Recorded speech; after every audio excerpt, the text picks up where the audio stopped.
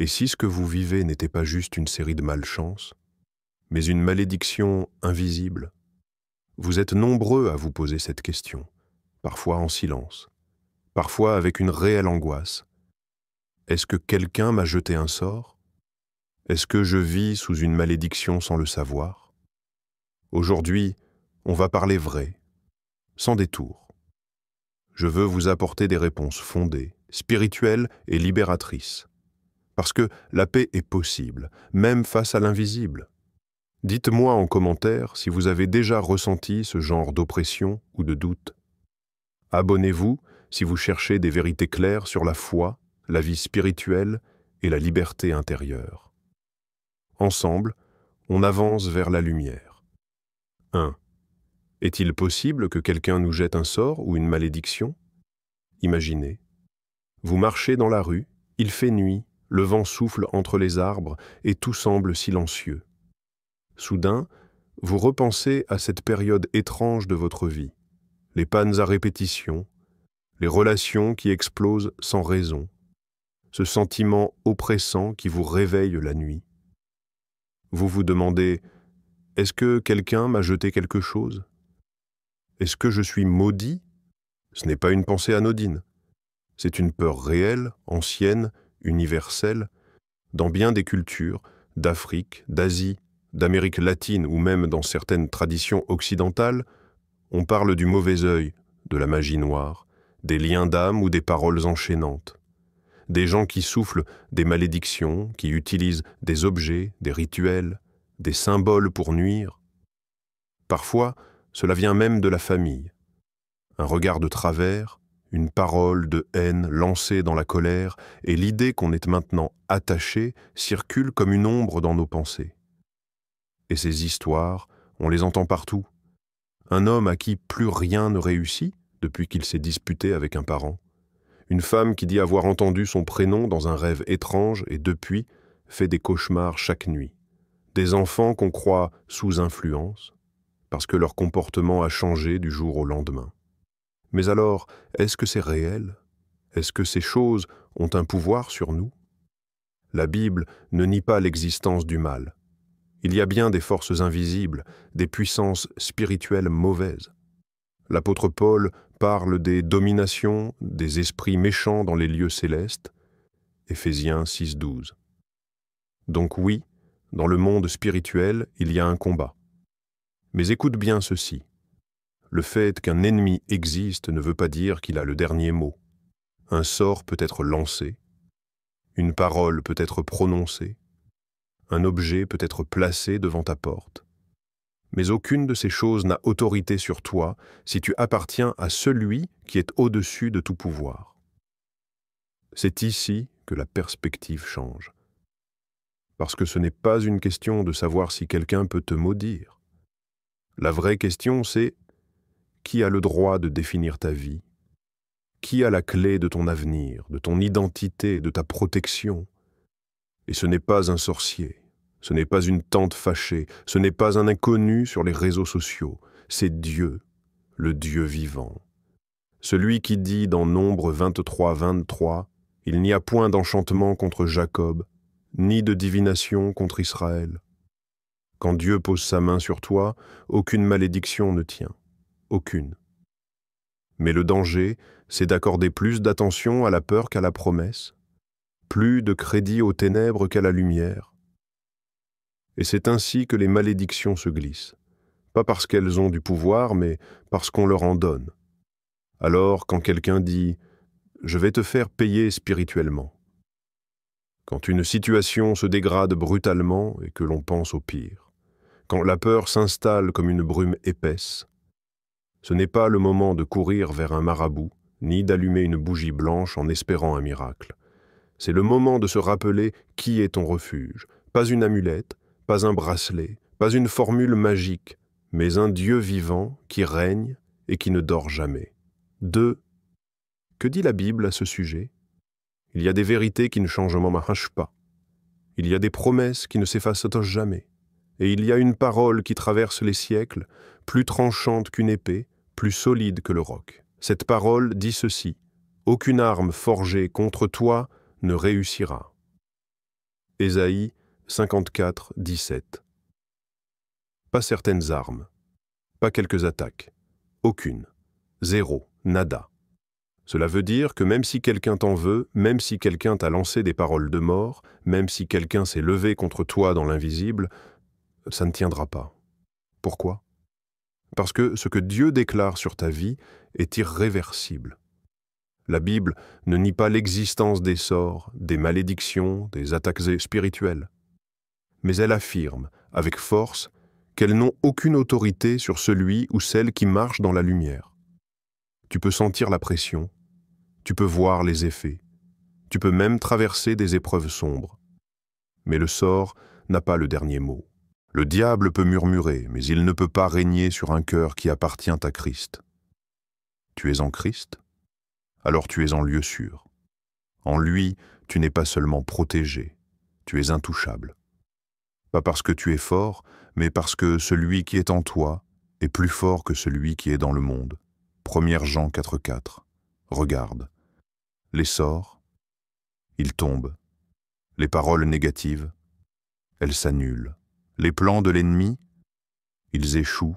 Les malédictions, elles retournent d'où elles viennent. Mais il y a une condition, une seule, être en Christ. Ce n'est pas une question d'aller à l'église une fois de temps en temps. Ce n'est pas une question de connaître les psaumes par cœur. C'est une question de relation, de position spirituelle, de foi active. Être en Christ, ce n'est pas juste croire qu'il existe. C'est marcher avec lui, vivre avec lui, se tenir sur ses promesses comme un soldat sur son bouclier. Parce que quand tu es en lui, les sorts sont annulés, les chaînes sont brisées, les ténèbres n'ont plus accès à ta maison. Écoute, l'ennemi rôde, oui, il rôde comme un lion, mais il n'est pas un lion. Il imite, il trompe, il souffle des mensonges. Il veut te faire croire que tu es faible, que tu es exposé, que tu es vulnérable, mais c'est faux. Tu n'es pas vulnérable, tu es caché. Tu n'es pas exposé, tu es entouré. Tu n'es pas sans défense, tu es revêtu. Et ce revêtement, ce manteau, ce feu qui t'enveloppe, ce n'est pas humain. C'est la présence de Dieu. Il y a des gens qui vont parler contre toi. Il y aura des oppositions, des trahisons, des attaques, mais aucune de ces choses n'a de pouvoir contre la vérité déclarée sur ta vie. Tu veux savoir ce que dit la Bible? Elle ne dit pas peut-être, elle ne dit pas ça dépend, elle ne dit pas si tu as de la chance, elle dit tu es béni, tu es protégé, tu es plus que vainqueur. Tu n'as pas besoin de répondre au sort par la peur. Tu n'as pas besoin de consulter pour savoir qui t'a fait ça.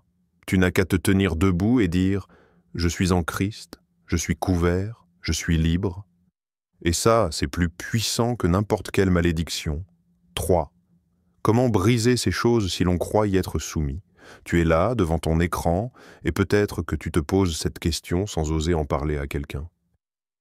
Et si j'étais vraiment sous une influence invisible?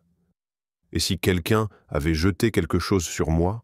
Tu n'es pas fou, tu n'exagères pas, tes ressentis comptent, et c'est exactement pour ça qu'on va en parler tranquillement, sans peur, sans jugement, parce qu'il existe des clés spirituelles concrètes, accessibles à tous, pour briser ces chaînes. Pas par des formules compliquées, pas avec des objets mystiques, mais avec la vérité et la présence de Dieu. Première étape, parle à Dieu, vraiment. Pas comme à une idée lointaine, pas comme à une statue, mais comme à un père. Tu n'as pas besoin d'un langage religieux, tu n'as pas besoin d'être parfait, tu as juste besoin d'être authentique. Dis-lui ce que tu ressens. Dis-lui, « Seigneur, je sens qu'il y a quelque chose de lourd sur moi. Je ne sais pas si c'est réel ou pas, mais je viens à toi. J'ai besoin que tu m'éclaires, que tu me protèges, que tu me libères. » Il t'écoute, il te voit, il t'accueille. Deuxième étape, rejette la peur au nom de Jésus. La peur, c'est souvent la première prison, et elle ne vient pas de Dieu. Alors, même si tu trembles, parle avec foi, déclare à haute voix, même dans ta chambre, même les larmes aux yeux. Je ne suis pas lié, je suis libre par la puissance de Jésus-Christ. Aucune force obscure n'a autorité sur moi. Je suis caché en Dieu. Tu ne fais pas de la psychologie positive. Tu libères la vérité spirituelle, et cette vérité a du poids dans l'invisible. Troisième étape, nourris ton esprit de vérité. Ce que tu écoutes alimente ce que tu crois. Alors, ouvre la Bible. Tu n'as pas besoin de tout comprendre tout de suite. Commence par des passages clairs, puissants, qui parlent à ton identité. Je suis plus que vainqueur par celui qui m'a aimé. Le Seigneur est mon refuge, je ne crains rien. Aucune arme forgée contre moi ne réussira. Lis, relis, murmure-les. Ces versets deviennent des murs de feu autour de toi, et chaque fois que le doute revient, oppose-lui la vérité écrite. Quatrième étape. Coupe avec l'occultisme, radicalement. Même si c'était juste pour voir, même si c'était pour se protéger, même si c'était culturel, l'occultisme est une porte ouverte sur l'invisible. Et tu ne peux pas chercher la lumière dans les ténèbres. Pas besoin de consulter les morts, pas besoin de brûler de l'encens à minuit, pas besoin de lire l'avenir dans les cartes ou les rêves. Ce ne sont pas des jeux, ce sont des pièges. Et ton secours ne viendra jamais de là. Tourne-toi pleinement vers Dieu. Rends-lui ce que tu as utilisé. Détruis ce qui t'éloigne de sa présence. Tu es écouté, tu es guidé. Tu es en train d'être restauré, et non, tu n'es pas seul. 4. Et si j'ai peur malgré tout? Parfois, la nuit tombe un peu plus vite. Parfois, même après la prière, même après la lecture, même après avoir proclamé la vérité, la peur reste là, tapie dans un coin du cœur. Silencieuse mais tenace. Et tu te demandes, pourquoi ai-je encore peur? Écoute-moi bien, tu as le droit d'avoir peur. Tu as le droit de ressentir. Tu as le droit d'être humain. Tu n'es pas faible parce que tu as peur. Tu es humain, et Dieu le sait. Il n'est pas surpris par ton tremblement, ni fâché par ton soupir. Il est présent, même là, dans ta peur, surtout là. Il ne t'a jamais promis une vie sans frisson, sans doute, sans secousse. Mais il a promis ceci. Je ne t'abandonnerai jamais. Et il a aussi dit par la bouche de Paul, dans cette lettre à Timothée, Dieu ne nous a pas donné un esprit de peur, mais un esprit de force, d'amour et de sagesse. 2 Timothée 1,7. Regarde bien ce verset. La peur ne vient pas de Dieu. Ce n'est pas un outil divin. C'est un mensonge qui s'enroule comme un serpent autour de ta foi pour la paralyser. Mais à la place, Dieu a déposé en toi une force silencieuse, mais stable, un amour plus profond que l'ombre, une sagesse qui traverse les tempêtes sans céder. Alors si la peur est encore là, ne la nie pas, regarde-la. Reconnais-la. Et puis, ramène-la dans la lumière. Place-la aux pieds de celui qui a déjà tout vaincu. Tu sais, Jésus n'a pas seulement porté nos péchés, il a aussi pris nos frayeurs, nos insécurités, nos angoisses nocturnes, et il les a clouées à la croix avec tout le reste. Quand tu sens ton cœur battre trop vite, quand tu sens l'oppression revenir, quand tu te demandes si tu es vraiment libre, ne reste pas seul. Entoure-toi. Cherche la chaleur des croyants vrais, pas les parfaits, pas les super spirituels, non. Juste ceux qui aiment Dieu et savent écouter. Priez ensemble. Mettez des chants qui élèvent l'âme, louent, même en chuchotant, même en larmes, même avec des doutes dans la gorge. Parce que la louange n'est pas réservée au moment où tout va bien. La louange est une arme douce qui déchire les voiles invisibles. Elle libère, elle fortifie, elle éclaire et surtout garde les yeux fixés sur la lumière, pas sur les ombres, pas sur ce qui pourrait arriver, pas sur les histoires qu'on t'a racontées. Fixe ton regard sur celui qui ne change pas. La peur peut frapper, elle peut t'effleurer, elle peut même s'inviter dans tes pensées. Mais elle ne fera jamais de toi sa maison, parce que la lumière vit en toi. Et la lumière, elle, ne tremble pas devant l'obscurité. C'est l'obscurité qui fuit devant elle. Tu n'es pas défini par les malédictions. Ils ont peut-être murmuré ton nom dans le secret. Ils ont peut-être allumé des bougies en t'espérant briser. Ils ont peut-être prononcé des paroles qu'ils pensaient définitives. Mais ils ont oublié une chose. Ils ont oublié qui te tient. Ils ont oublié qui a parlé en premier sur ta vie. Ils ont oublié la voix qui a formé ton âme avant que le monde ne te voie. Tu n'es pas ce qu'ils ont dit, tu n'es pas ce qu'ils ont jeté, tu n'es pas la cible de leurs ténèbres. Tu es ce que Dieu dit de toi. Et Dieu dit, tu es libre, tu es aimé, tu es protégé. Tu n'as pas à vivre dans la crainte d'une malédiction, d'un sort, d'un regard tordu. Le sang de Jésus n'est pas symbolique, il est réel. Il couvre, il purifie, il brise, il libère. Et ce sang crie plus fort que n'importe quelle incantation. Ta destinée n'est pas écrite par la peur. Elle n'est pas liée à des chaînes invisibles. Elle n'est pas suspendue à des rituels ou des malédictions familiales. Elle est scellée dans le ciel, dans la parole de vie, dans le cœur d'un Père qui t'a toujours voulu libre. Alors marche. Pas comme quelqu'un qui se cache, pas comme quelqu'un qui doute, mais comme héritier du royaume. Parce que ceux qui sont en Christ ne vivent pas sous l'emprise du hasard ou de la haine. Ils avancent sous une parole prophétique qui dit « Aucune arme formée contre toi ne réussira ». Le monde peut parler, les gens peuvent essayer, mais Dieu a déjà tranché. Et la vérité, c'est que tu es libre, tu es aimé, et tu es protégé, toujours.